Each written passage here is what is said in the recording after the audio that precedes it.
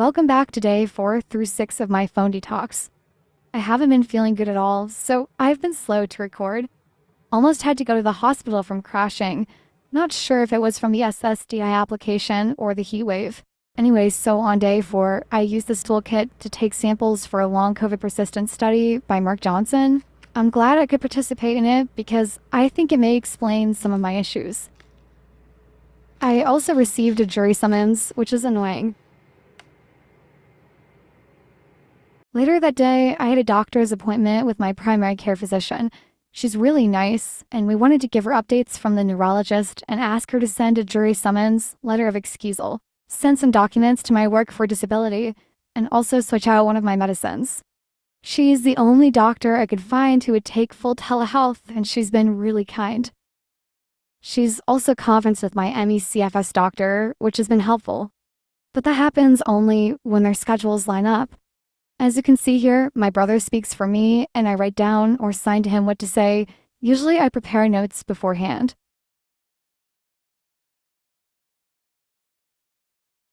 I felt really terrible physically and saw this pin my friend bought me, and it cheered me up a little, but I just tried to rest after this. After a rough night, here's starting day 5.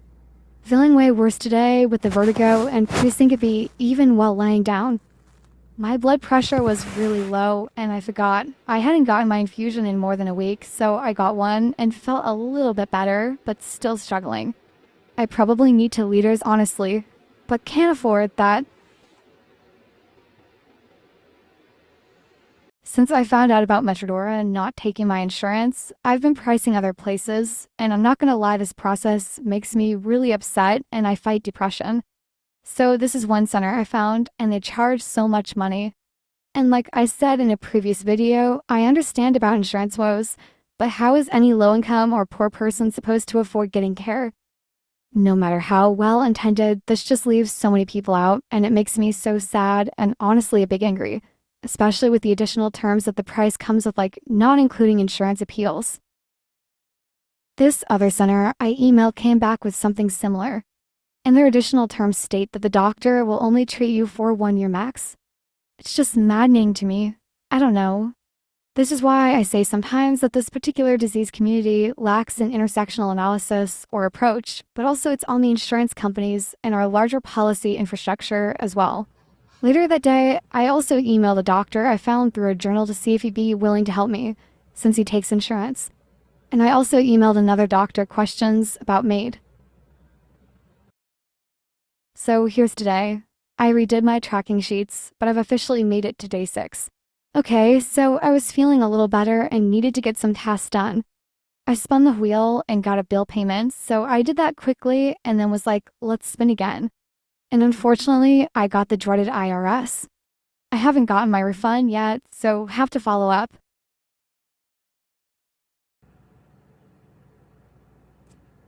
You don't have to watch this entire thing, but I wanted y'all to see how it is trying to make calls using IP relay. Luckily, I ended up with a nice person, but this typically isn't the case. So I first tried calling IRS directly and got disconnected 3 freaking times.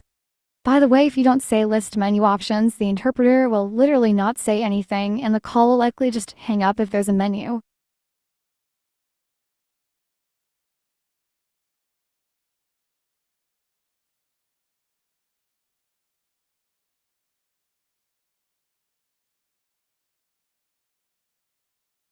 Here's where it kept randomly disconnecting, and this is the frustrating part about trying to get anything done with a federal agency.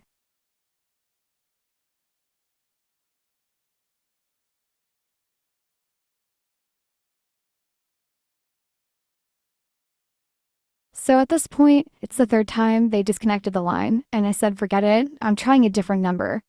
I actually found this tax advocacy line, so called them instead.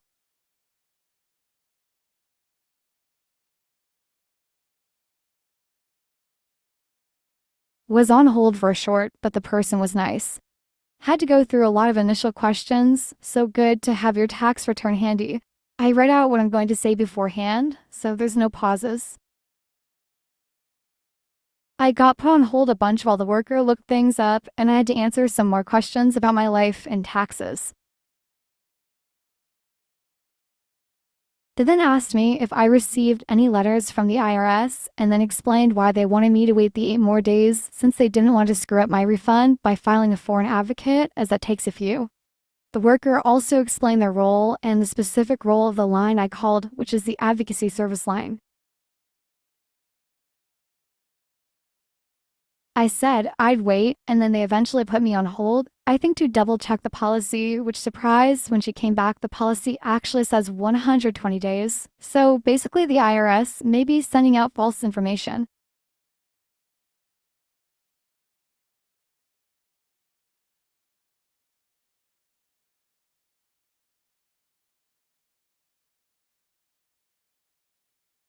And so the worker asked me if, with this information, I'd like to submit the form for an advocate, and I said yes, because waiting until September for my refund that I am owed when I filed taxes on time is wild. I'm grateful this worker looked into it.